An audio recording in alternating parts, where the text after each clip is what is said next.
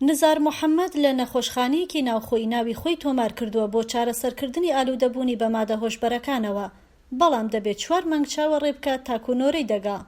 من تەنانەت ئێستاش ئامادەم ڕۆ بە نەخۆشخانە، بەڵام ناکرێت چونکە بنکەی چارەسەر بە پێویست نییە. دەمانەوێت حکوومەت نەخۆشخانەی زیاتر بۆ ئالوودەبووەکانی مادە هۆشبەرەکان دروست بکات. تەنیا محەممەد نییە کە ئالوودەیە. بە پێی ڕاپرسیەکی مانگی 6 نووسینگەی نەتەوەی یەکگرتووەکان لەسەر مادە هۆشبەرەکان و تاوان، نزیکە 1 ملیۆن ئەفغانی کە تەمەنیان لە نێوان 15 بۆ 64 ساڵدایە گیرۆدەن بەدەست مادە هۆشبەرەکانەوە.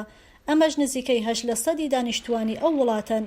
زۆربەی ئالوودەبووان لێرە لە قەندەهار دەڵێن دەیانەوێت لە بنکەکانی چارەسەریدا ناویان تۆمار بکرێت و داوای هەوکاری زیاتر لە حکوومەت دەکەن.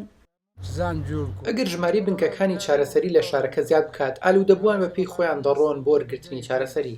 دانیشتوانی قەندەهار نیگەرانن لە بەرزبوونەوەی ژمارەی ئالوودەبووان لە گەڕەکەکانیاندا. لە شارەکەدا ئالوودەبووان زۆر بوون و بەم هۆیەشەوە خەڵکی تووشی کێشە بوون، لە زۆر شت تێوەگلاون، هەر لە دزی بچوو وەکو پێڵاو دزین لە مزگەوتەکانەوە تا دزی گەورە. پێویستە حکوومەت گرنگی بەو ئالوودەبووانە بدات و نەخۆشخانەیەکی گەورە بۆ چارەسەرکردنیان دروست بکات بۆ ئەوەی بگەڕێنرێنەوە بۆ ژیانی ئاسایی. بێکاری و نائەمنی دوو هۆکاری سەرەکین کەوا دەکات زۆرێک لە ئەفغانیەکان بۆ لەبیرکردنی ئازارەکانیان ڕوو لە مادە هۆشبەرەکان بکەن. لە کاتێکدا ژمارەی ئالوودەبووانی مادە هۆشبەرەکان لە قەندەهار نزیکەی 300,000 کەس دەبێ، بەڵام بەرپرسانی تەندروستی گشتیدان بەوەدا دەنێن کە تاکە نەخۆشخانەی ئەم پارێزگایە بە 70 قەرەوێڵەوە بە هیچ شێوەیەک بەس نییە بۆ ئەو کەسانەی کە داوای چارەسەری دەکەن.